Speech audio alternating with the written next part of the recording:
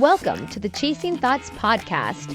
Chasing Thoughts was founded by strangers, two life coaches who met on TikTok and shared the desire to create a different kind of life coaching podcast. Instead of talking about how to do it right, the Chasing Thoughts podcast explores embracing our true essence to find a deeper sense of purpose and fulfillment. Life coaches Keith and Mindy take a unique approach that transcends popular notions of perpetual happiness and striving relentlessly to become one's ideal self. Listen in as Mindy, Keith, and their guests take a deep dive into their own minds and souls to investigate the beauty of imperfection, challenge their beliefs, and embrace the richness of living a truly authentic life. Hi, my name is Keith, and I'm a strategic interventionist and stoner-spirited life coach. Hi, my name is Mindy, and I am an authenticity empowerment coach. Welcome to Chasing Thoughts. Hi, Keith. Hi. Nice. All right, cool. I am really excited about today. We agreed to talk about your story and about being a veteran because of the recent Veterans Day. And I'm just really excited. I want you to start at the beginning and give us like the whole recap first, and then we can like dig into parts if that's okay. I want to hear your whole story about like why you started, what it was like, just a little recap so I understand the story. Okay. So I joined in, I think it was like 94, but I was on this thing called delay entry program. So you sign up, but then you have like, I don't know, whatever, 6 months, before I actually went in. And I would just meet with the recruiters almost like on a daily basis, running, working out, trying to get in shape, which did not work very well because basic training still destroyed me. But I don't know why. To this day, I still don't know why I joined. I think I just kind of felt lost a little bit, not even like kind of realizing it, and wait, so how old were you, and were you already married or were you a kid? What? I was 18. Okay, so you're just a kid. Yeah. I think this is even before I met Sandy. Okay. Yeah. So yeah, because then I met Sandy while I was in that whole delayed entry thing. And that was, after like 6 months, we were talking about getting married, because that was one of the thing in church, like if you're not married, especially for a girl, if you're not married by the time you're like 25, then you're just like an old spinster, you're worthless, so like 6 months we were talking about marriage and stuff, and we were gonna try to elope before I went to basic training, but we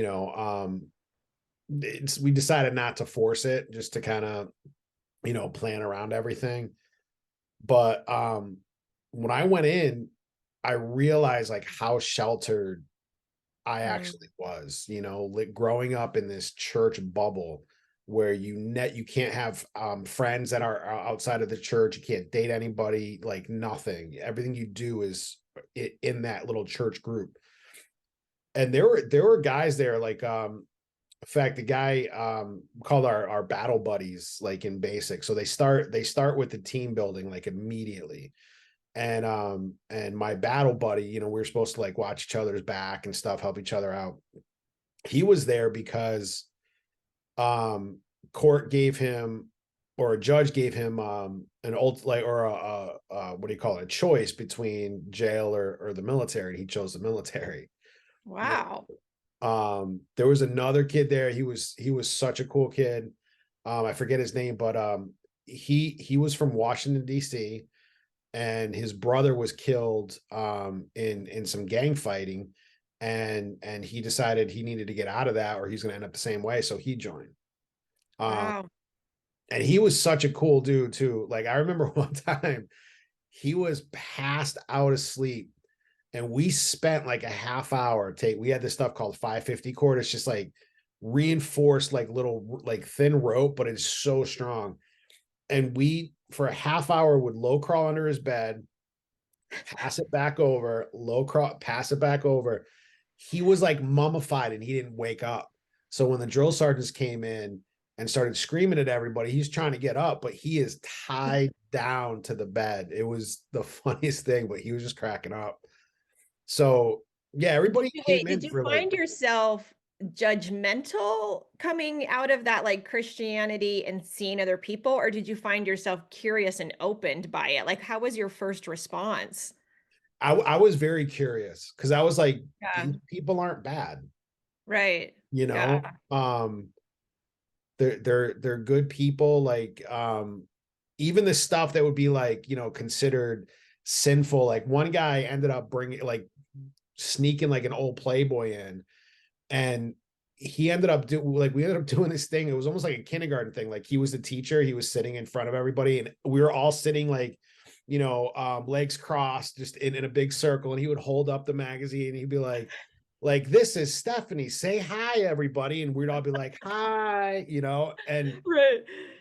it was just like, so, but it wasn't done like out of like perversion or, you know, it's just Yeah. having fun, like, Yep. because the stress level is so high that just those little bits of fun that you have, like that's what makes everything, you know. And then even later on, I mean, in deployments, just with the unit, you know, when things start sucking really hard, that's when the weirdest type of fun is had, and it's what keeps like the best memories, you know. Man, when we were in Bosnia, my team leader snuck up to our where we were on guard in this bunker of like sandbags, and it was like 15 below. It was so cold, and he brought all this water and he poured it out all over right outside of this little guard shack that we had. And as soon as we stepped out, both me and my sergeant just went flat on our asses, you know. But then like in the next day, because during the day we were outside of like the little sandbag enclosure, and he was like breakdancing on it and like just Mhm. doing stuff like that. You know what I love about that? That's my experience as well. Like this rich humor that comes out of these really challenging times. And it's like the tenacity of the human soul, right? It's like when put under pressure, souls actually bloom in this weird way in these vibrant colors. And it's always fascinated me. So I love you sharing that. So you were in basic, how long do you do boot camp? Like 6 weeks? It was 8 weeks, and then we went right into they call it AIT. So we call it advanced infantry training. So since I was infantry, most people would do boot camp and then go off to even to a different place and do their job training for, they call it an MOS, military occupation specialty. That's one of the ways too that you find out people that are like pretending like to be like military. You'd be like, well, what was your in fact, when I was working in the prisons, this guy with me and a buddy of mine who was also a veteran, we were talking, and this guy was like, yeah, I was in the military too. And we were like, oh, what was your MOS? And he was like, my what? And so right there, you know. And then when we like your job, and he's like, weapons and martial arts. I'm like, no, that's Hollywood military. That's not real military. But yeah, so so we basically just stayed right there in the same place. Like nothing changed. We had the same So drill sergeants. They just upped the stress level. when you talk about training in boot camp, I'm curious, like obviously you're learning like gun safety and how to shoot and how to crawl and right, like the technique of war. Are they doing any sort of talking about the emotional piece or like how to manage your emotions or thoughts or anything when you're in those situations? Or is it all just physical training? It is, so there is that, but it's not talking. It's, they teach you how to deal with the emotional stuff by stressing you so bad and then Mm, almost guiding your reaction till it yeah, becomes like a muscle memory, interesting. you know. Yeah, that makes sense. Because you Yeah, have to respond under pressure, right? So they put you under pressure and then mold you. It makes sense. yeah, there was even you know the movie Black Hawk Down. Hmm. So I read a transcript of that, and so I was, as I was looking through it, there when the two guys from Delta came down to try to provide aid for the one Black Hawk that had went down and provide cover for the pilot. There was a movie by Steve Martin called The Jerk. Yeah. And remember when the guy was shooting at him, but Steve Martin thought it was the cans? Guys, this guy hates cans. Stay away from the cans. So they started quoting that movie while they were in the helicopter taking fire, Hmm. you know, and they're laughing.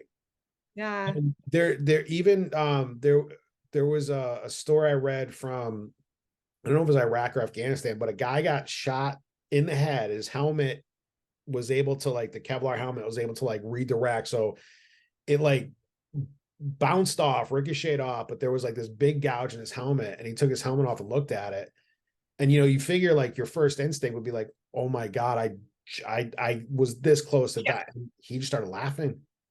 Yeah. You know, it's that it gets weird. It gets, Yeah, I also wonder if that's part of PTSD. Like, you're delaying this response. And then when you're finally safe again, 10 years later, sitting in your living room, you're feeling the emotions of that time when you didn't feel them because you couldn't feel them. But PTSD is this like gnarly feeling of emotions that were denied for years and years and years. It's an interesting thing to think about. yeah, there's a guy, Sebastian Younger. He wrote a book called War, about he was in with a group in Afghanistan. And then it became a movie as well, called Restrepo. And he wrote another book called Try, because they had some of the worst combat conditions in the entire war. And in the book, he explored the idea of PTSD not being necessarily about combat trauma, but also about the losing that family, that unit. Yeah. You know, he Yeah. said, because you're basically living like hunter gatherers did, like we did for the majority of our existence as human In a beings. tribe. Yeah, and for 24 hours a day, you are no further away than an arm's length from somebody else. And Yeah. it's like 20 people in like a platoon. So it is this tight group that, I mean, you guys know everything about each other. You know, so and when you leave, that to me is the failing of the military. They spend all the time and energy in training you to live in this culture, because even basic, it's not just, you know, weapons training and all that sort of stuff, but it's also how to tell time, you know, how to greet officers and other like higher enlisted men, the differences in the rank, so that you can tell. I mean, you always know when somebody was like fresh out of basic, because like we were wearing berets before like everybody was wearing berets, but like airborne always had the maroon berets. And anybody that would see like we had the flash, right? And it would just be the unit emblem, but it was shiny and stuff. And anytime anybody saw something shiny on our beret, like they're saluting us, and I'm a private. And I'm like, yeah, I'm not a lieutenant. I don't have like the shiny bar up on my hat, but just the shine was like, no, we're saluting, you know? So you learn how to live in the military culture. And then when you leave, like, I don't know what they call it like now, like a transitioning plan or something, individual ITP. But we called it clearing. And as soon as you start clearing, you leave your unit. And that's when that right there, like looking back on it, is when I started feeling really strange. How long is that period of clearing? Like when you say you're going to leave, or you decide not to re-sign up for more years, and then you're back home, is that like a month or? No, it's probably, I would say about 6 months. You start, maybe even a little bit longer. But then there's steps to it. So like in the beginning, you're still doing stuff, you're still training and all that stuff, but you're going and you're like, we would go and get classes on how to write a resume, how to interview, you know, basic stuff like that. When we left that portion of it, like we had our resume with us, you know, and like now I can go and get a job. And how old were you at this point when you were in this stage? How long were you in for? 4 years. So okay, yeah. Like 22. Yeah. So I did basic training. I did airborne school. Then I came home, got married to Sandy. And then the day after our wedding, I flew to Italy to meet up with my unit because they were gearing up for Bosnia. Wow. So yeah, and then that was in July. And then October, Sandy flew over to Italy to join me. And I think 2 weeks after she got there, we were gone to Germany for 45 days. So I just dumped her off in a country where she couldn't speak the language, didn't know anybody, and was like, all right, I'll see you later. Good luck, survive, for this time. Yeah. So we went up to Germany to train. Yeah, and then it was shortly after that, because then we left for Bosnia. I think it was December 18th that we left. So we had Christmas in there, and we cut down a little tree, and we put like M60 bullet bandolier around it, put hung some grenades off it and stuff, some chem lights and everything. Yeah, it was it was pretty funny. And then Sandy was completely alone at that time. Wow. Yeah. What do you think sort of the gnarliest experience was for you? There's a few, there's one that I kind of laugh at, where I didn't really happen, but I like telling people I got hit by a plane. So we had a new pilot, and when you're dropping jumpers, the plane ends up going a speed that, if you go any slower, you're going to stall. So it's just above stall speed, and it has to angle its nose up. So, and then we just walk out the back door.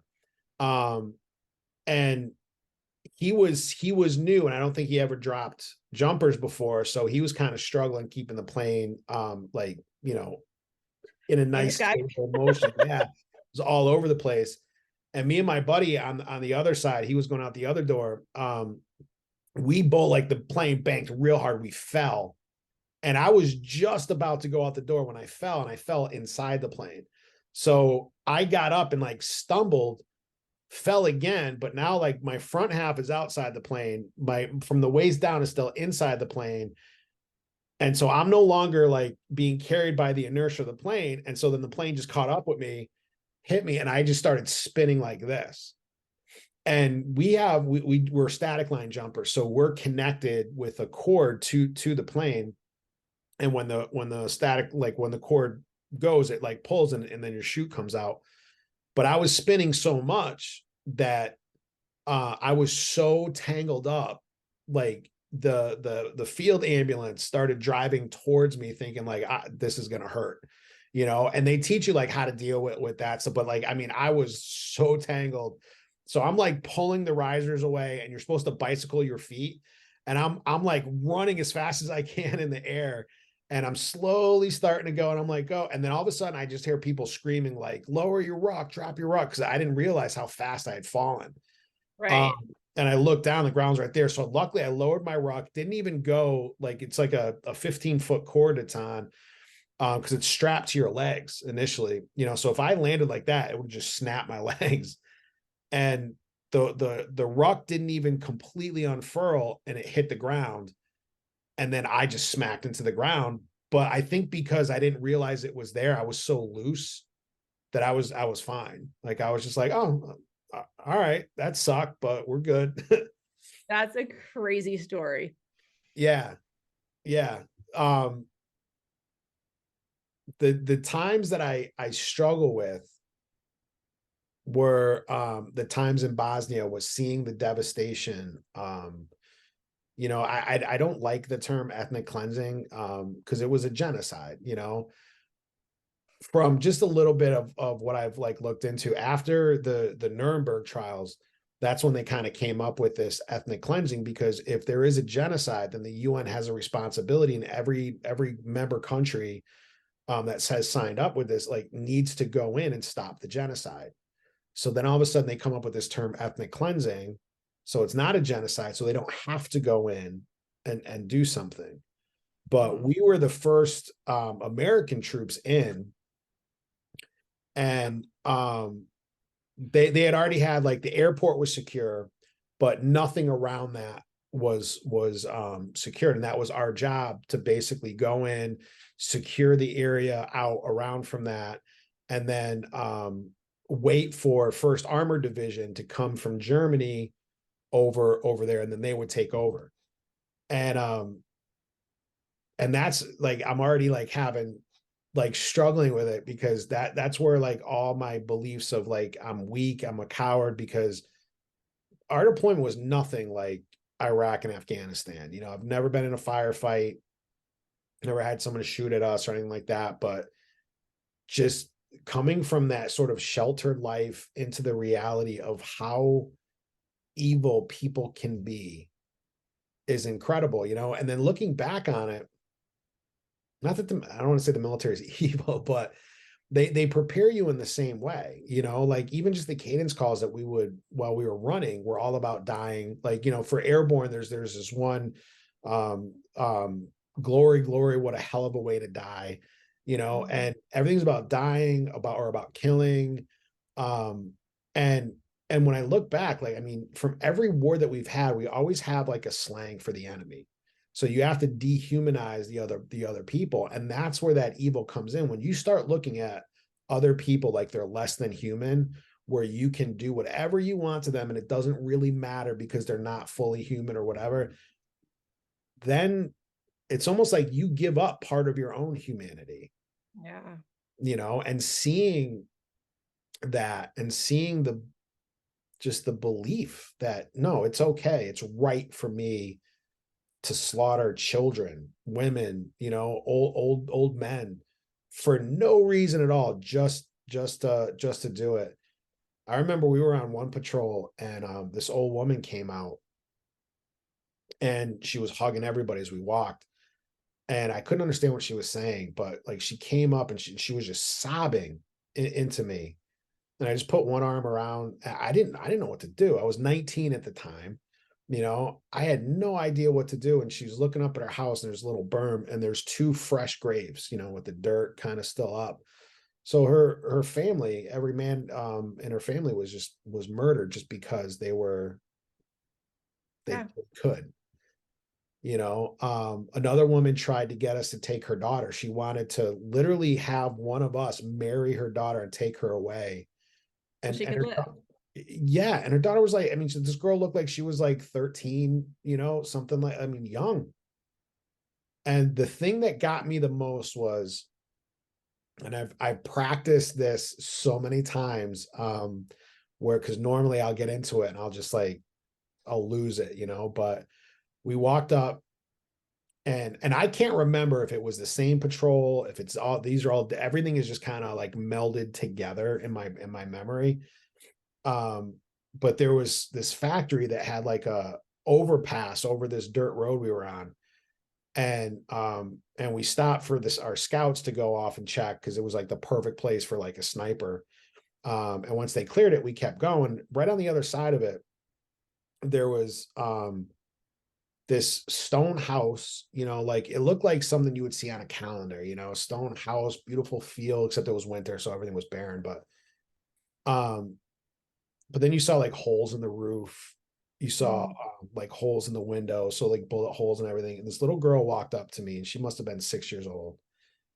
And we stopped. I don't know why we stopped there, but we stopped. And whenever we stop, you turn outward to, you know, just kind of scan for anything. And this girl walked up to me, and she just stared at me. She stood about a couple feet away from me, but just stared at me. And her eyes were, you know, when people talk about, like, that 1,000-yard stare, like, her eyes were just dead. There was nothing there, you know. There was no emotion on her face. The horror, the shock that she must have lived through. And then I started, like, seeing, like, she had beautiful blonde hair, but it was all tangled and dirty. She had this pink dress on that was, like, ripped and everything, and she just clung to this little disgusting doll that, you know. And I just started thinking about her hiding under a bed, you know, or something, trying to be safe, you know, while people are just standing at the roadside, putting bullets into the house and just laughing. you know, and it hit me like, 40, 50 years, or when you become an old person, an old man, you sit and you have a drink with your buddies and you tell war stories and you think and you reminisce about that stuff. And, but it's the scars that little girl will carry, that those scars will help develop her life in some way into something that's not good. And that, I don't know why, but I felt myself go dizzy, and I didn't know what was happening to me. Like how I didn't fall, I don't know. And then we just kept going, and that was it. And at the end of that patrol, we had a reporter that was embedded with us. And I took a knee and I was just looking off, like trying to understand. Like I was almost like in the shock myself. Like I didn't know what was going on with me. And he saw something on my face and he started taking pictures. And of course, everybody thought I was like hamming it up for the camera. So I started doing that. I started posing, looking thoughtful and stuff, be like, all right, because I don't want it to seem Cover like this up. Yeah. And when we came home, that was it for me. I wanted nothing to do with the military. I just wanted to do my time, get out, go home. I never felt safe. Never felt, I haven't felt connected with my body. When people talk about like being, I don't understand what that means, to be connected with your body, like I feel like I'm here. That's just where I am. That's it. And I'm envious. I'm jealous of people that feel that connection, and what people don't understand is that there are so many more problems. There is not a place for help. Because I don't think anybody understands how to help this. Yeah, that was going to be my next question, is like, those stories are so huge. I can barely sit with them, right? And to imagine going through that, and then when you're out and you're struggling, do they try to give you talk therapy? Like, how do they try to heal that? What's the method of healing that's currently being used for people who experience these kinds of things? So for Iraq and Afghanistan vets, like anybody that comes out, if you were involved in those wars, you automatically are enrolled into like the VA, the mental health program and stuff. They even have counseling. Think about, like, just pause for a second to think about just that statement. If you're here, you will automatically need mental health treatment. And we know that, and it's set up that way. That's gnarly. The recruiters aren't telling you that though. Like, hey, before you sign up, just so you know, dude, you're going to have mental health problems for the rest of your life. And we have that all worked into the package for you. Right? Yeah. Like, when I was a kid, man, like I remember when Rocky came out and I was like, I'm going to be a boxer. You know what I mean? Like it just made you want to like fight like that. You know what I mean? And the recruiter, this was even before CDs. This like, I don't even know what they call it, but it was like, it looked like a record. It was like that big. It was like this golden disc. And she put it in this massive like CD player thing.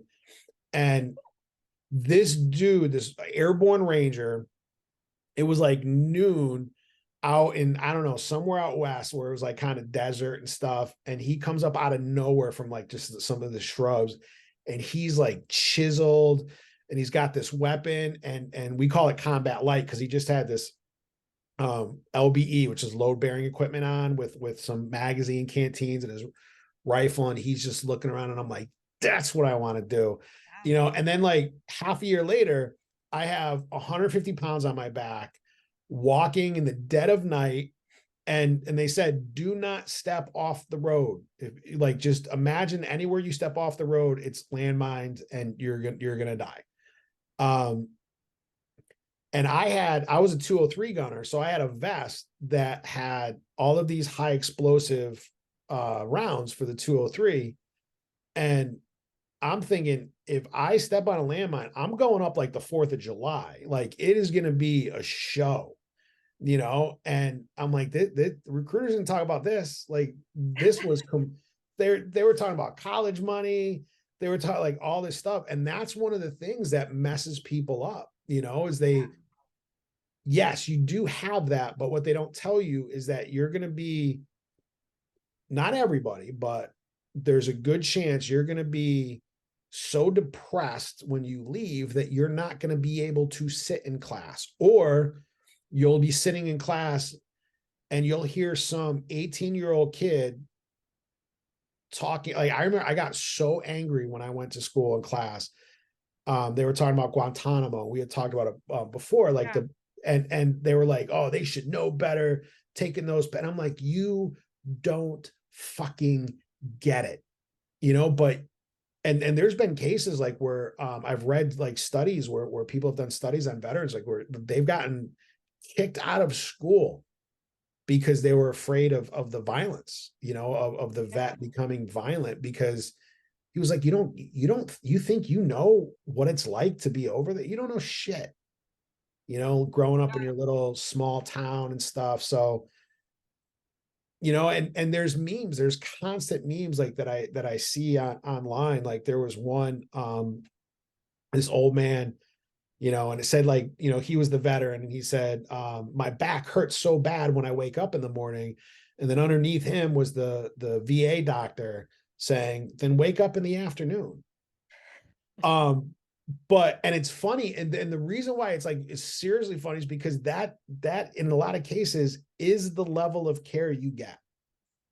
So because I was not in Iraq or Afghanistan, I was not afforded the same care. I had to fight for 4 years for that. And it ended up taking my wife calling congressmen, senators, all kinds of people. And then the head patient advocate, somehow she found this lady's personal cell phone number online.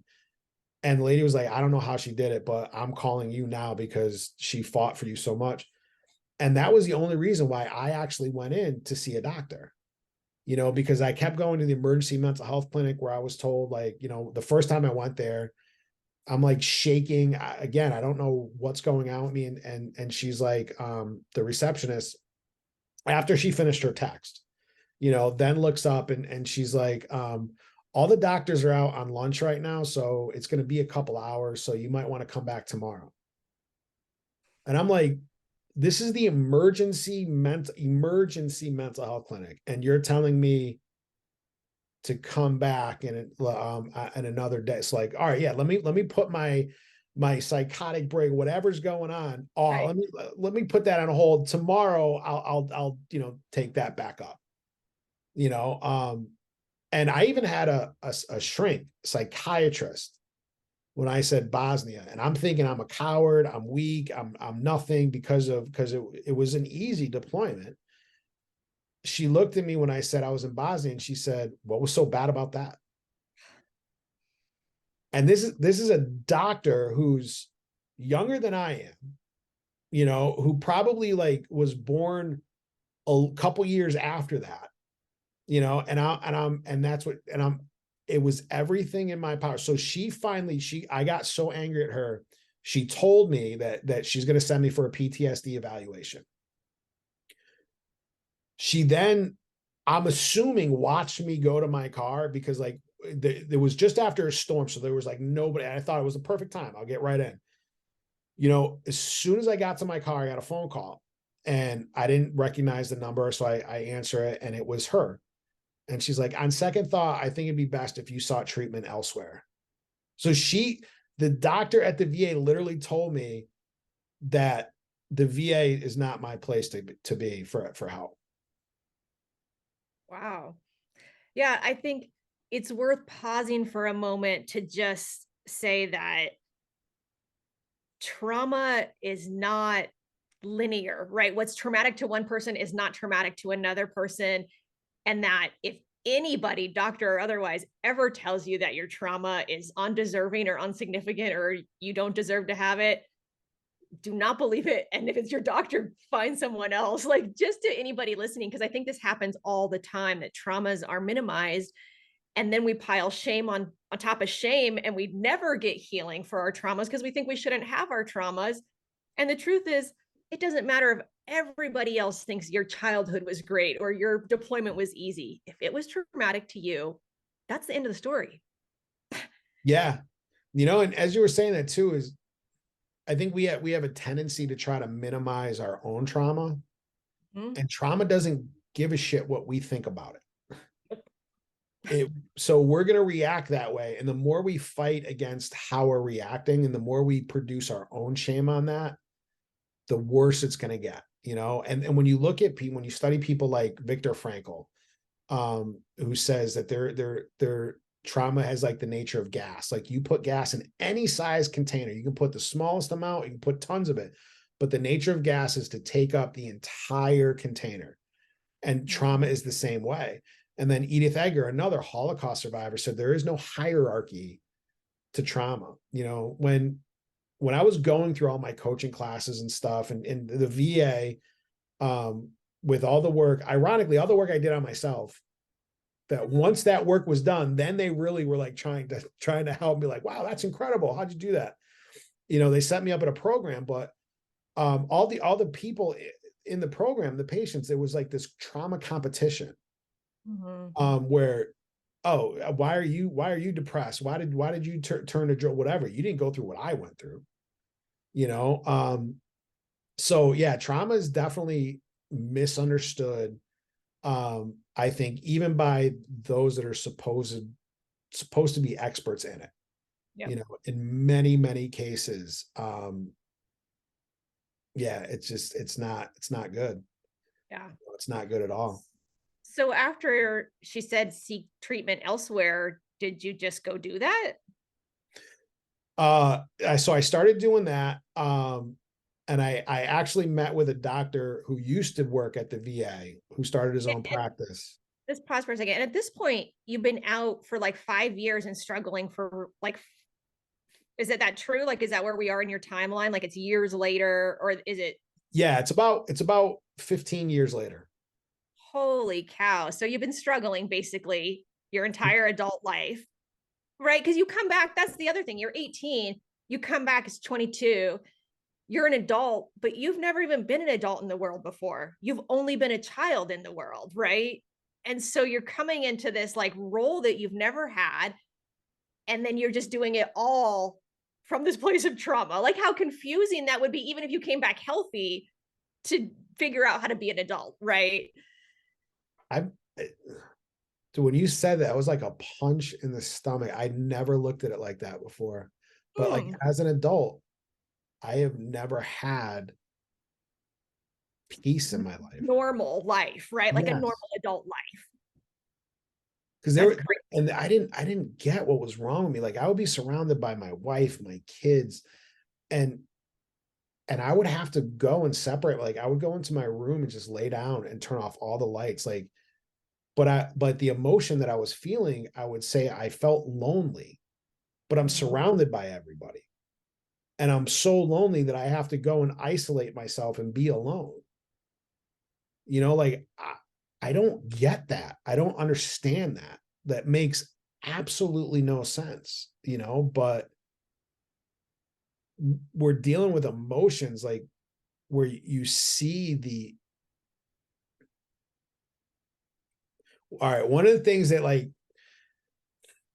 that bothers me, like people always talk about the enemy's attacking me, and they kind of like outsource bad in the world to Satan or whoever the antithesis of their God is.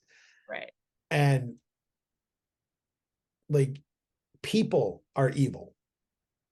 People they have the ability to do amazing good, and they have the ability to be demonically evil without any help. Yeah.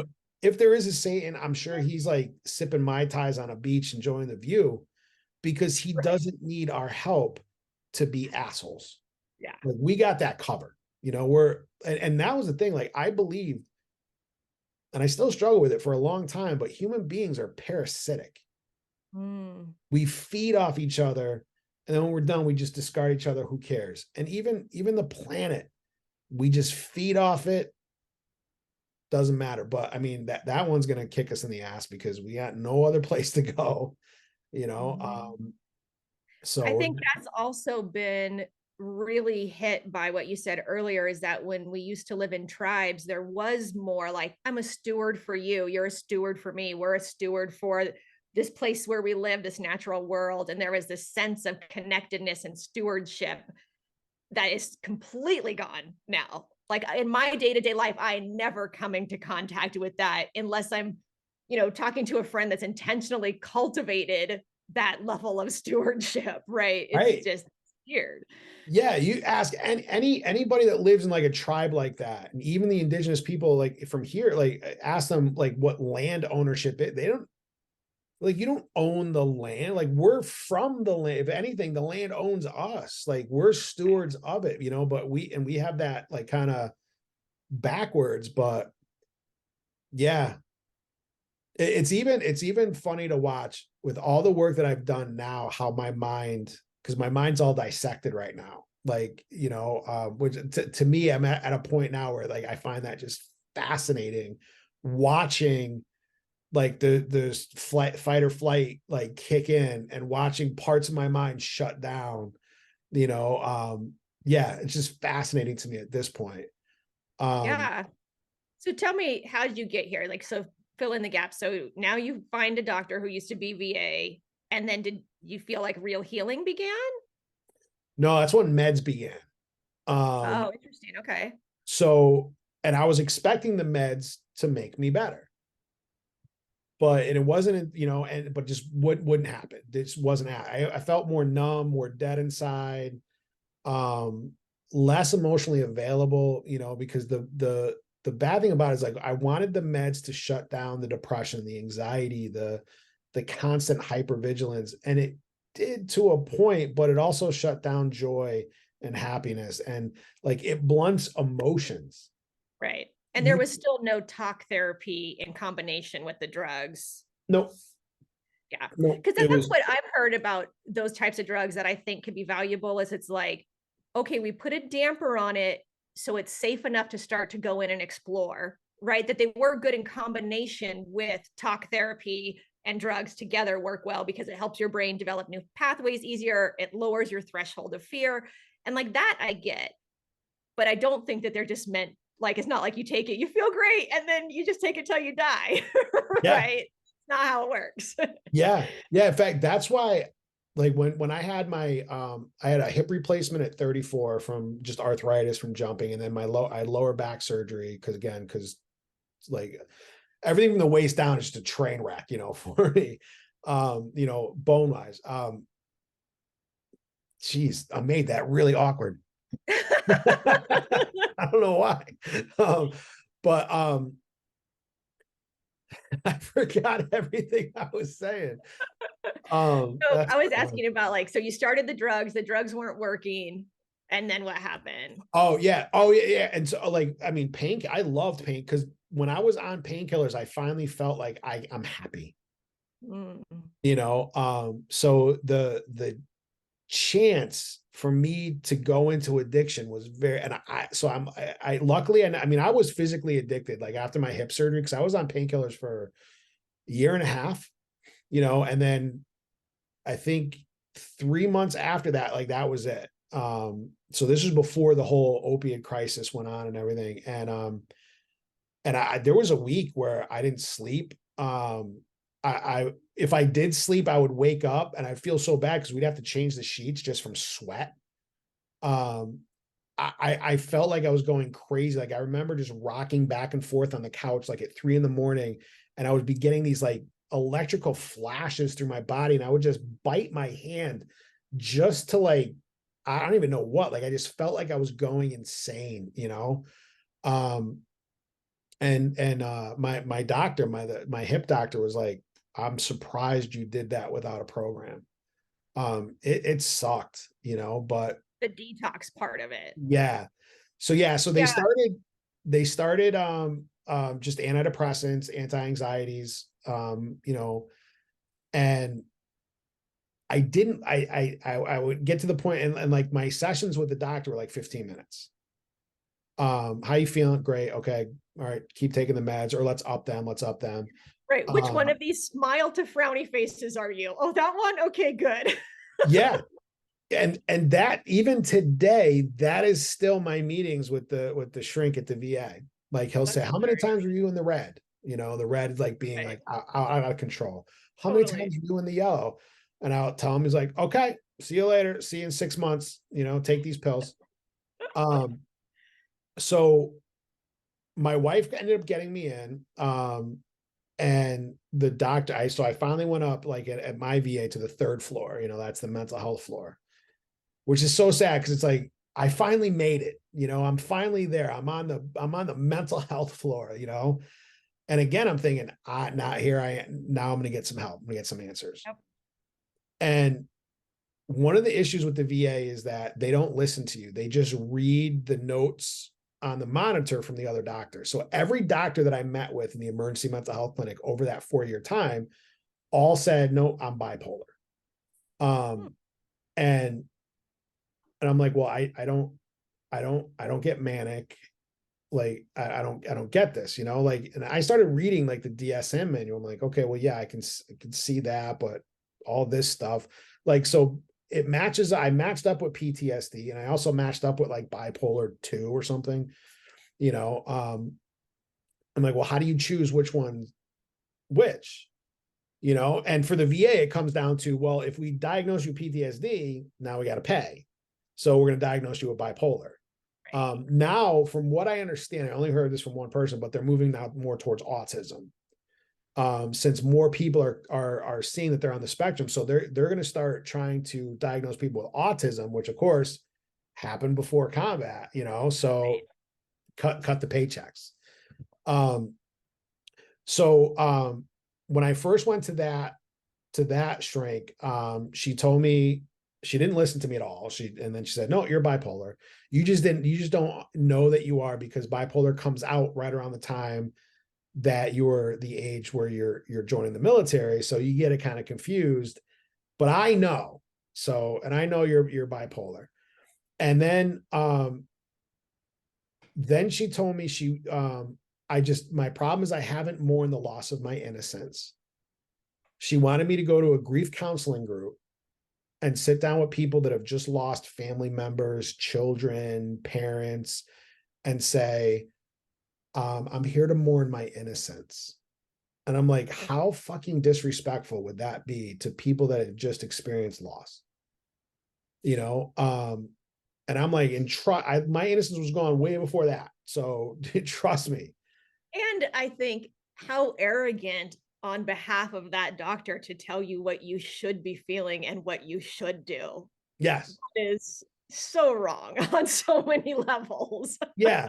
But I mean, they're the experts. So like in my mind, I'm like, am I really just, so it's almost like the psychiatrists at the VA are now gaslighting me. Yes. And I'm like, what is really going on? But luckily for me, she also diagnosed Sandy, my wife, as being bipolar, thinking she was talking about me. So she said, all those calls that you made, and I told her about all the calls while she was reading her screen. She goes, all those calls that you made, that's a sign of like obsessiveness, and that's a symptom of being bipolar. And I'm like, you just diagnosed my wife as being bipolar. And she's like, what? And I'm like, so being in school at the time, I was like, I'm writing a paper right now called When Suicide is Your Savings Plan, you know, and she got pissed. She was like, I get a mark on my record every time one of my patients commit. And I'm like, you get a mark? Fuck you. you know, then she told me she wanted me to go on Depakote, which is an anti-seizure medication, but it also has some effects like with mood and like stabilizing and all that, apparently. But it's so toxic to your system that I'd have to get my liver enzymes checked every month to make sure my liver wasn't shutting down. To make sure it's not going to kill you. Yes. Yeah. So the help doesn't kill me. And I'm like, I'm not comfortable with putting something like that in my body. And she's like, that's paranoia. That's another sign of being bipolar. Yeah, I think it's worth a pause again to just tell anybody listening, whether it's your physical doctor or your mental health doctor, they are not the expert on you. You are the expert on you, and that you interview people and you hire and fire people until you find someone who believes you about your physical symptoms or your mental health symptoms. And that's it. And because I think this happens to a lot of people, both with their physical health and their mental health, is they put doctors or therapists on this pedestal, and that's not helpful in most No. situations, right? You have to learn to be the expert on you and to advocate for yourself. And that's the only way to get better, because just like any other profession, there is good electricians and there's horrible electricians. That's how it is with therapists too. And so you can't just call somebody and tell them your life. They could wound you, right? Like, you've got to be diligent about who you hire. And I know you and I as coaches, I always tell people this in their intro sessions. If you connect with me, let's work together. I want to do it. If you don't, please go interview a couple other people. I am not offended. You find your person, because I want you to heal and be happy and get this thing that you want in life. So it's worth a pause as you're telling these horror stories about your doctor to just make sure to reiterate that to all the listeners, because it's an important part of the process of being your best healed self. Yeah, I think it, like, it's kind of a part of that healing journey as well. Because especially with mental health, like, if you can't, like, in the military, like, I mean, you break your leg, all right, you can see that, so you're good, but if you have a mental injury, you can't see it.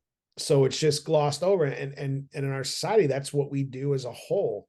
So anybody that is dealing with that and their doctors are trying, and it just doesn't make sense. Like, you have the right to just tell your doctor, because I finally just told this lady, I was just like, you know what, go fuck yourself. After she told me the whole thing, like, we'll get a mark. I was like, just go fuck yourself. And I just turned and walked out. Totally. Now which was an appropriate response. Yeah. So like, I at that point, I decided I'm done. I gave up, so don't do that. Go find more doctors, or another avenue of help, Yeah. But at this point, you've spent years of suffering, years of trying to get help. And I can totally understand where you're just like, fuck it, right?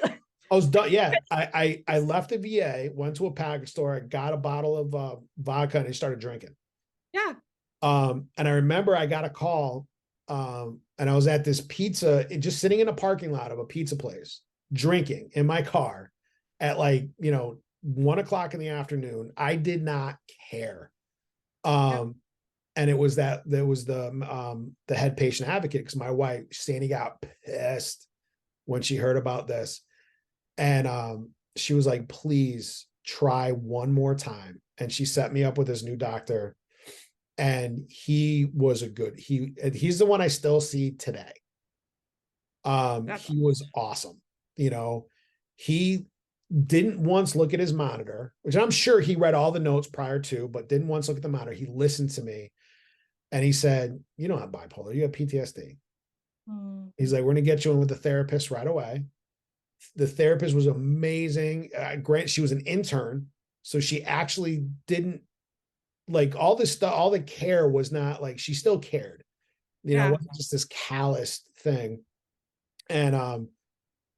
And still meds, like, still push that. But he actually even told me, like, so I didn't realize benzos, the anti-anxiety, are one of the most addictive substances on the planet, and he said, and you're taking them daily.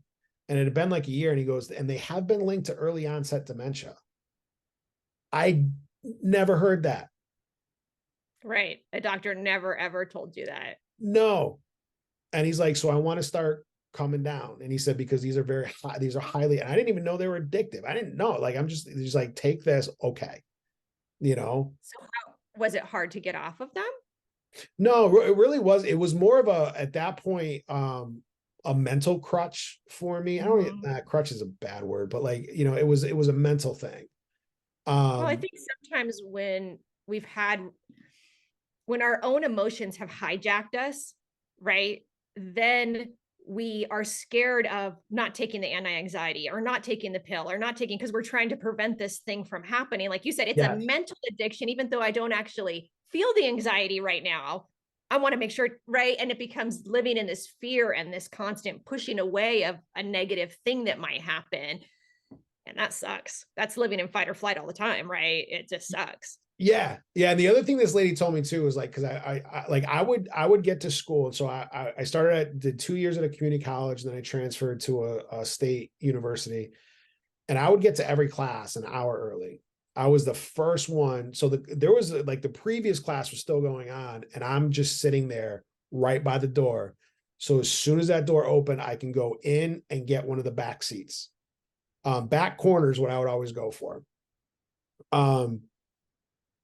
Yeah, it was funny because like after close to the time, like when I was going to graduate, I had done so much research because I told myself the VAs, they don't have a clue what they're doing. Even with a good doctor, I'm not getting better.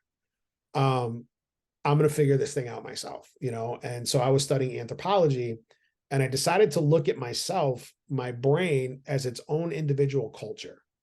You know, why does it do the things it does? You know, all this stuff. And there was a model. It looks like a little like ramp that doesn't like come down on the other end fully, but it's a rite of passage model. And so you have this time of separation, a time of transition, and then a time of reincorporation where you reincorporate back into your culture, but at a higher level of responsibility. Right. And I'm like, this is the military. You separate, you know, you go to basic training where all the cultural norms of what you like, of what that you had are completely shot now. Then you have this transition period where they call it being betwixt and between, right? You're not yet this, but you're no longer this, right? So I'm not yet a soldier, but I'm no longer a civilian.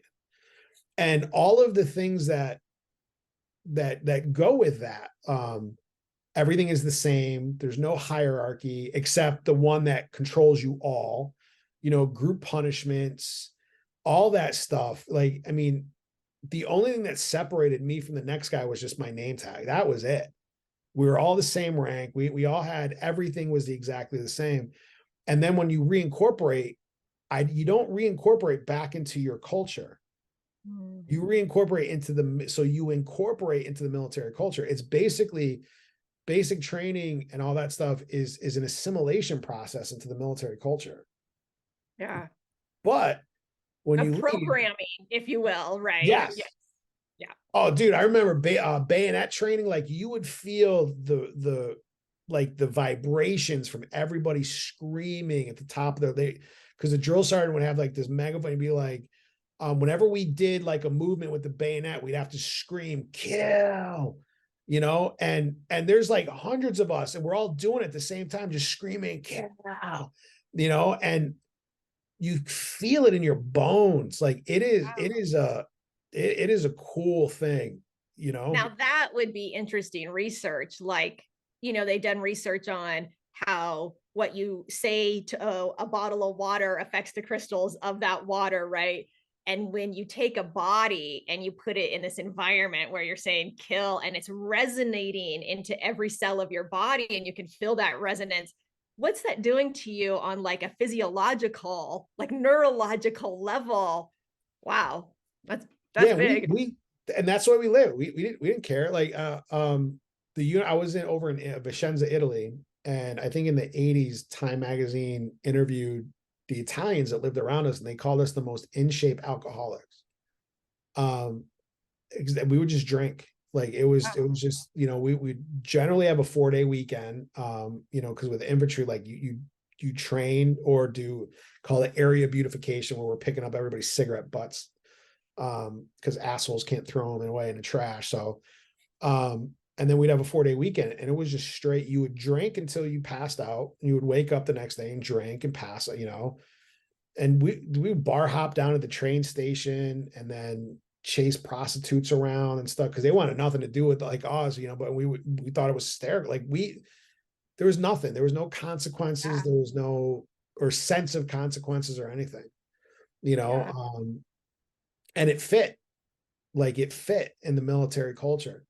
Right, because it's that Bravo wildness and like crazy things are happening everywhere, right? So it's just all sort of surreal. Yeah. No limits. Yeah, we actually had a new colonel once came in, new battalion commander, and he was in his civvies, and this guy like just crossed the street right in front of him, so he honked. And this dude, he was like an enlisted guy. He was like, I don't know, like a specialist or something. He turned around, and he was like, I'll fuck you up. I don't, and the colonel was like, he got out and he told him who he was, and the guy came to attention and stuff. And he's like, nope, I want my troops ready to go. So he was like more like praising him for that level. I mean, there was times like in the club, if one of the guys like in my Bravo company got into a fight, somebody would scream out Bravo company, and then you would hear 100 like seats just slide back, because it didn't matter if they caused it, if they were at fault, did not matter. Yeah, we're fighting, and that's just it was that way of life. Yeah. So, and then you wonder when people get back and they're fighting, with their wives or with people in their lives, that's a big surprise. Like, yeah, I heard it. Like you're trained to do that, and you have this automatic response that's happening in your body. Of course. Yeah, there was a guy, a buddy of mine. So it was her boyfriend. He was at a gas station, and he was having trouble with his card. So he went in with the clerk, and the clerk couldn't get it. And the guy behind him was getting frustrated. So he just slapped a 20 down on. He was like, I'm filling up, whatever that gets me. Right. So not a problem. Right. And that guy is frustrated, whatever. Like, all right, he's probably a miserable dude anyway. But it like that instinct took over. He grabbed the dude's 20, crumpled it up, threw it at him. And it was almost a fight. And they have a massive pit bull, and this dog is scary look. It's the biggest baby, but the guy stepped forward to him, and that dog, like, it'll snap its jaws. I've never heard this before in my life till I heard this dog do it. It was like a crocodile, just like you heard this crunch, this snap. And I'm like, oh my God, dude. And the guy just stopped in his tracks, and he goes, you want me to set the dog on you? And he was ready to do that, because the guy put down a 20 in a frustrated way. There is that was a thing that I found, was that, and all the research says it. This is a thing that kills me. They all quote this one woman named Ann Demare. She's a public health researcher out of the University of San Diego. And she said basic training, the role of basic training is to strip the recruit of their individual identity and to build up the military identity. Right. And when we're going in 18, 19, 20 years old, that is also right around the time that our identity is still malleable, but it's forming, right? It's just about solid. It's just about set. And then they come in and they smash it. And they're like, nope, we're going to build it this way. So, and then when you leave, it's just, thank you. See ya. Yeah. Here's your resume. I have a question. So with what you just said, that really resonated with me, this idea that my natural identity got beaten out of me by life, right? And so my question to you is, do you feel like you lost it completely, or do you feel like it's buried and you're still finding it, or do you feel like you found it? Like, how is your retrieval process going to this person who you were at 17, 18, who you were going to become, the man you were going to become, like whatever that soul nature, this is my authenticity. Is it forever gone? Is it still in you? Like, what's your relationship to that now?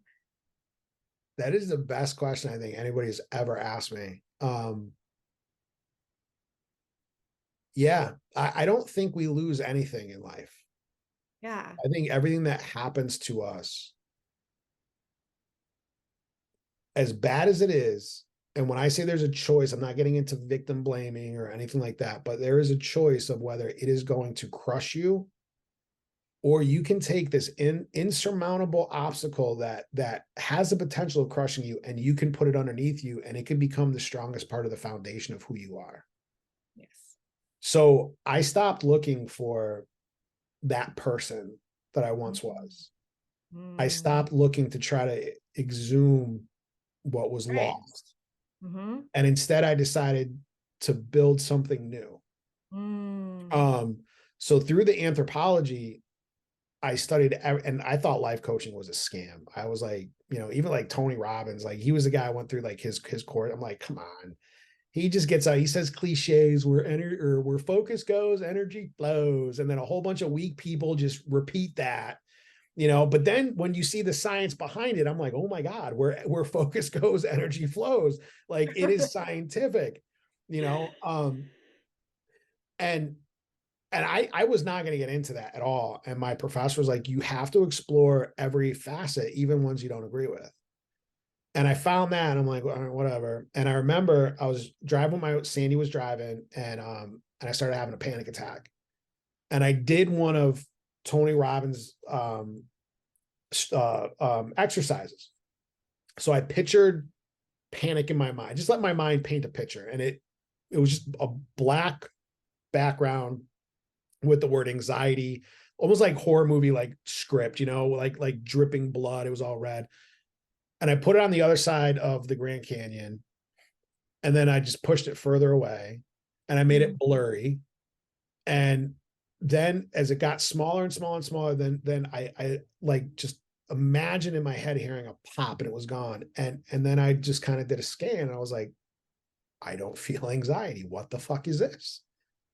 No pill, not. So I'm like, okay. So I started looking into like all of life coaching stuff. I joined the Robbins Madonna's training, specifically to heal myself, not to become a life coach. Even now, like people like, oh, I want to help. I have a passion.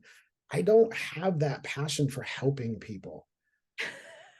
I don't know. And I feel horrible saying that as a life coach, but like my thing is like, I lived in this blinding darkness for so long. I want to be the light. So I don't want to help people, but I just want to live my life as a light so people can find their way out of their own darkness. Yeah. And when you say that, what I kind of picture is like a buoy, right? Like you're in the water and you're going to drown and stuff. And like, if there's just a buoy that you can just hold on to, right? Like that sort of see the light, be the lighthouse, be the buoy, so that people can figure out what they need to figure out. Right. Yeah. Yeah. Cause I think as life coaches, like we're amazing guides.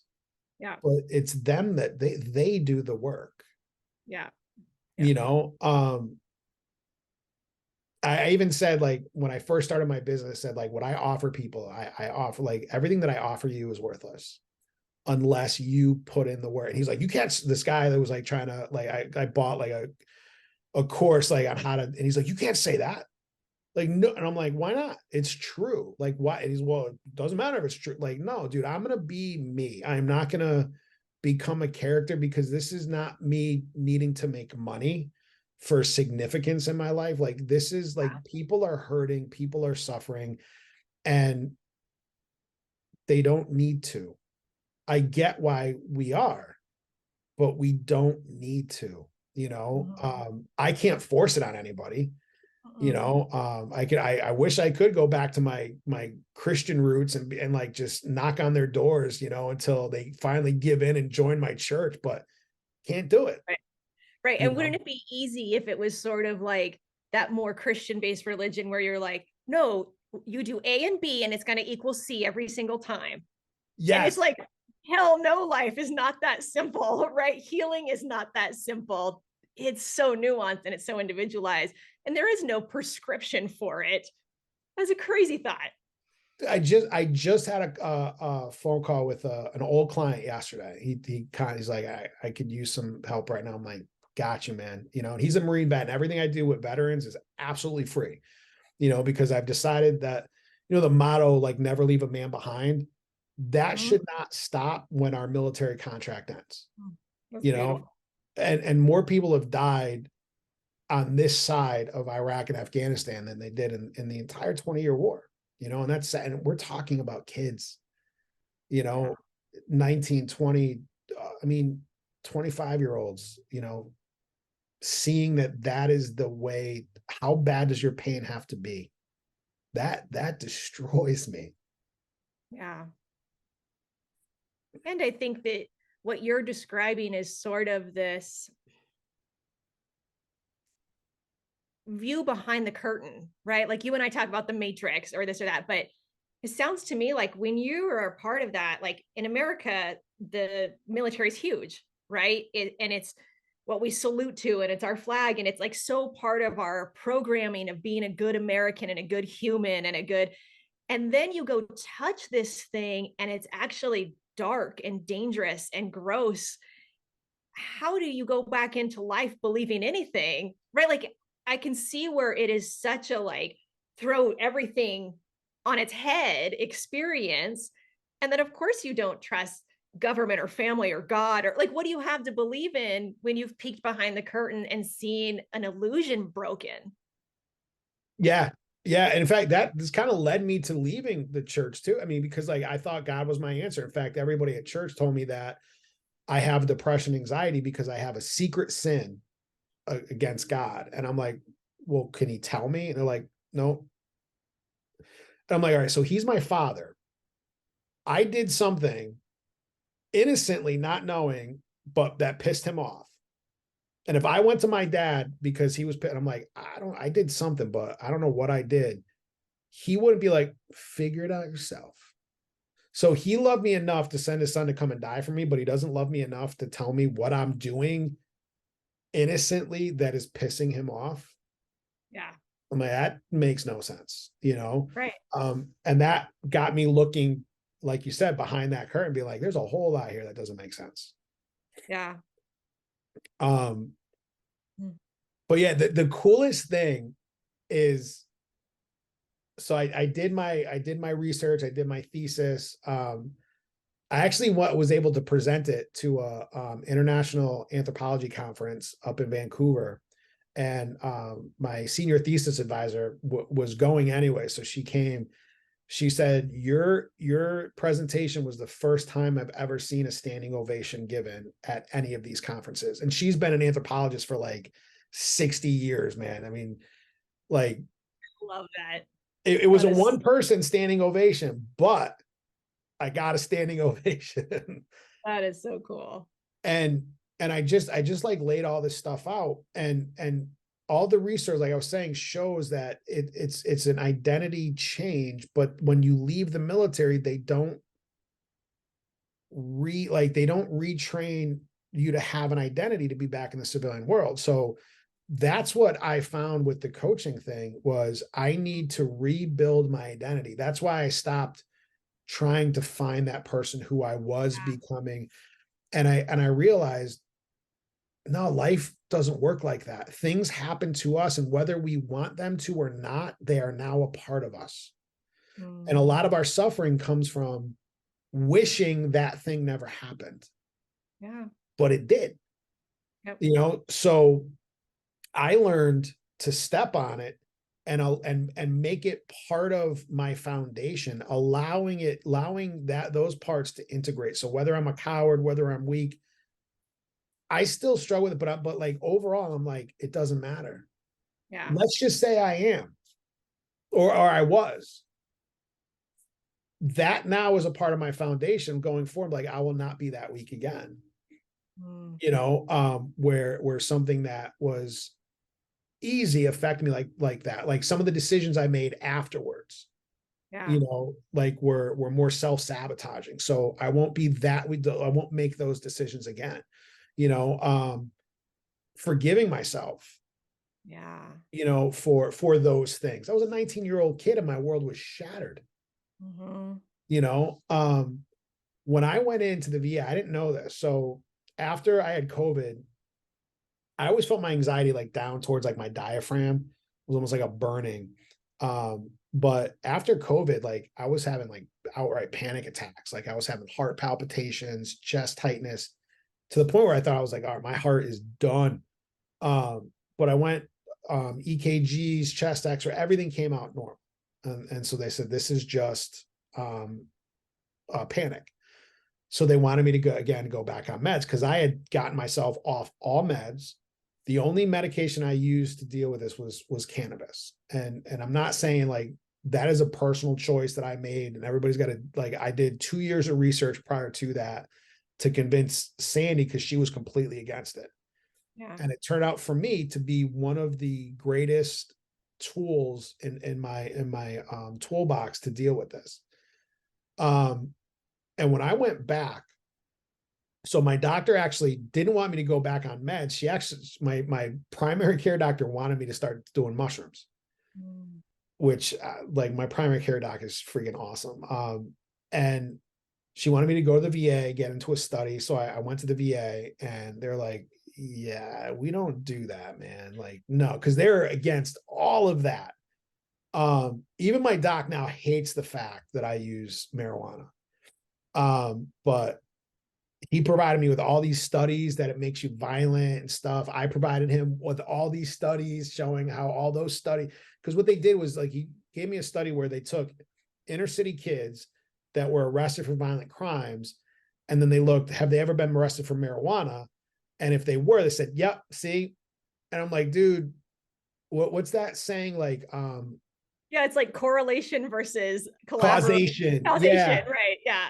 Yeah. It's actually Yeah. really funny. If you look up on the internet, like fake correlation, it's like, number of shark attacks and people who have blue houses, or like they make all these funny graphs that show how ridiculous it is. Oh, I never, that is hysterical. Yeah. So I gave him I printed out a stack of research and put it on his desk. And in fact, in Connecticut, I mean, it's legal now, but to get my medical marijuana card, I had to get a letter from my doctor saying I was being treated for one of the things on there. When I asked him for the letter, he was like, I'll do it. I'm going to write a letter saying I'm treating for PTSD, but this is a huge mistake. The VA now has a policy where they will not write those letters anymore. Wow. Yeah.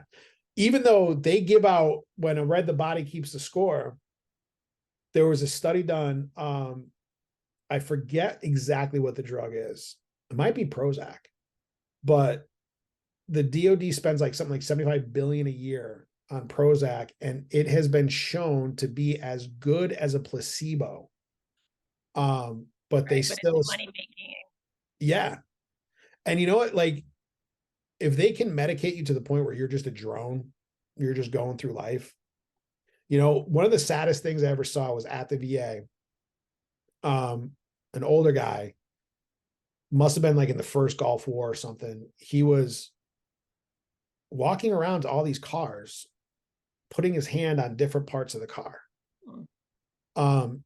Putting his thumb, stuff like that. And I just sat there watching him. And then this other couple came out, and he was at their truck, and he was doing all this stuff. And so I got out, because I'm thinking, like, this guy is not right. Apparently, I don't know if something's going to happen, and this guy had his wife with him. So I came up, and I'm like, I've been watching him do this now for a little bit. And he said, I'm going to go in and get the vet, because the Veterans Affairs has police, which again is funny because they're all like these 22 or whatever, however old you got to be, like kids that never been in the military, nothing, so they came rolling up. I mean, they had their hands on their guns and stuff. And I'm like, fucking relax. The dude's not being violent, nothing. And so I went up to the guy and I was like, you okay, man? He's like, I can't remember where my car is. I'm like, well, what are you doing with your hand? And he goes, well, you put your hand on it and it'll recognize me and open. So he was going to every car in the lot, seeing if waiting car until he heard the click. Yeah. And I said, and then the police rolled up, and I was like, well, why don't we head back inside, and they'll be able to help you, like, in there, figure out where your car is. And then when the police got there, and this dude must be in his 60s, he grabbed my hand like a little kid, scared. And I had to get into the back of the police car with him because he would not let go of me. And they drove around in the emergency room. We went in, and once, and I was like, all right, these doctors, they're going to take care of you, man. They got you. Don't worry about it. You're okay. But he was just so over medicated. Yeah. And that is a common story. Like, there was one, when I was doing all my research, a Navy SEAL almost died. after all his comments, so he became a trainer, and he almost died just from all the medications interacting with each other that he was taking. And now he does like what is it, Kundalini yoga? Like he only wears white, and he, and off all medications, everything, and I'm thinking like, all right, so there's got to be that way, and when I got into coaching, Chloe Madonis, who is one of the world-renowned marriage and family counselor, she said the problem with therapy, all right, so we have the need to control our environment, the need to get love, the need to give love, and we need to repent and forgive. And those are like 4 points that we're always kind of cycling through. And she said therapy stops at getting love. But coaching says you find the healing and the fulfillment in giving love. Because whenever you're giving of like something, you still feel that emotion. You can't dictate when you're going to get loved or care or whatever, but you can dictate when you give it. And when you give it, you're going to feel it. Yes. So I'm like, okay. So I started going through everything to try to figure out what my mind does, why it does it, why it works. And I'm not talking like the squishy part. Like I don't hippocampus, prefrontal, this stuff, it's gross. But I'm talking, like negativity was a survival mechanism that for 2 million years that we used, so our brains, like neuroscientists like says, our brains are like Velcro for the negative things in life and like Teflon for the good. It slides right off and it's so easy to forget, and then when we focus on that, that's where our energy goes, so we start seeing it everywhere because what we focus on, we're telling our brain this is important. So I started focusing on, first thing was gratitude. And I was even doing this last night and I was like, it's so dumb, but it works so good. Like so I'm going through like, at night, cause Sandy's like up at like 4 a.m. and stuff. And that's against my religion. So I don't believe it 4 a.m. I don't believe in that at all. So I'll go into the garage and I'll smoke and watch a little TV. And that's how I end my night. And I'm going through all the Marvel movies, and it's kind of a cheesy show, but kind of good, called The Iron Fist. And there's this actress that's in it that is now on the Star Wars show, Oshaka. And I'm like, dude, I remember seeing her like doing parts like on Daredevil. And then she's got like a big part in Iron, and now she's like the lead. And so I was just grateful for the success that she was having, like wishing her like well, and grateful for all the entertainment that she's brought me. And it just fills me with gratitude. And that is the miracle of cannabis. When we use it to try to stop something, it's not going to work, especially anxiety, because one of the side effects is becoming anxious, but, and that's exactly what you were saying earlier, right? Where your thoughts go, energy flows, right? If you use weed and then you put your thoughts and your energy flows that way, and you open a bigger path for that, then it can become And I even know like a client that I worked with, she would smoke, and I found out like you can't smoke. Like it made her paranoia was so deep because her wounds were so deep that it made that paranoia amplified. So yeah, and just like any medicine out there, it's not for everybody, but I would say it's not for every person and not for every season of life, right? That's why it's nuanced. Yeah, even now, I just saw today, like Snoop Dogg has announced that he's given up weed, and he's older. Willie Nelson gave it up. I think Post Malone gave it up. It's you use it for a time, but like you get to this point where you're like, you know what? Now, none of them have health issues that we know of, but it's just, you get to this point where you're like, you know what? Okay, that's enough. Right. Yeah. And that's why it's so important to be connected to your inner self or your higher self or whatever word you have for that, so that you can navigate when it's time to pivot, when it's time to close a chapter, open a chapter, move forward, pull back, right? And I love this conversation so much. And I know that we're at time here, but I think maybe we should do a part 2, because I wrote down a bunch of notes of things that you sort of brought up in me, and more things I wanted to ask you. So let's do a part 2 and kind of just continue this conversation in the next recording. I love it because because I think beyond like that rite of passage model, it gets to a point where everybody becomes involved, because everybody, civilian, military, doesn't matter. Our identity is built, Yes. But we do have a choice to create our own. Yes. And do it. And that's what I did. So the last thing I'll say, and I'll talk more about this like next time too, is when I first went in, they did an evaluation, a PTSD test on me. And remember, everybody was telling me, nope, you don't have it. I scored a set, like 80 is the worst. I scored a 74. Right. So I had severe PTSD, and it's like recorded, like boom. Right. When I went back after I had COVID, like a couple years ago, they did another evaluation on me. I scored 36 points lower with no medication, no therapy, nothing, just practicing living this way of life. Yes. And I think that would be really fun to dig in more in the next episode. My language for it is I am a little scientist in my life. And so I'm like, this is the experiment. I'm going to meditate every day for 30 days and see how I feel and record it. And then I'm going to smoke weed and see how I feel. And then I'm going to go to work. Like anything that I do, it's my science lab, right? I am my own science lab, and my life is my science lab. And that's kind of how I think how coaches work with clients is you're like, okay, do this homework assignment, do this. So digging into more of like, how do you do that? How does that shape your identity? And I think also, we talked a little bit about addiction, but I'd love to dig in more into that, because it's not a shameful thing, nope. Right? It's an innocent thing that happens to a lot of people. And so, this just opened up so many great things. So thank you. And thank you so much for sharing your story.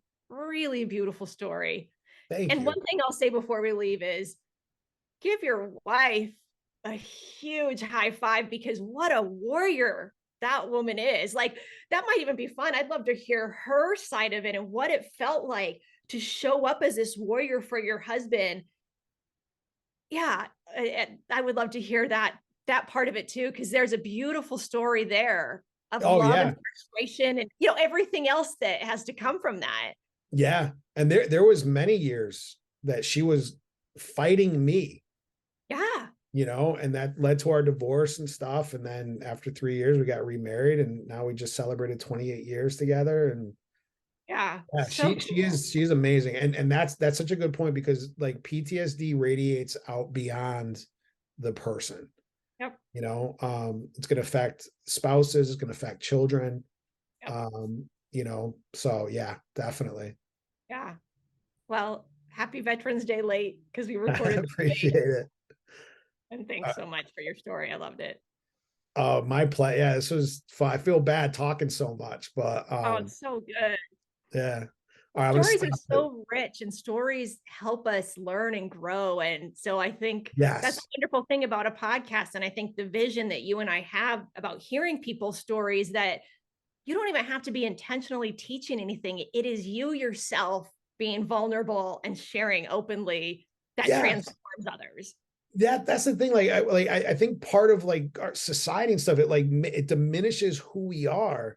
Yes. And then people tell their stories, and I'm like, oh, you are massive, and imagine if everybody started having like that mentality, that I am so much bigger than I have learned to give myself credit for. Like, what can we do? Absolutely. Totally. Yeah. Thank you for listening to the Chasing Thoughts podcast. Please support us by liking, subscribing, or leaving a review or comment. We would really appreciate it. If you'd like to be a guest, we would love to explore life and what it means to be human with you. Please email us at chasingthoughtspodcast@gmail.com.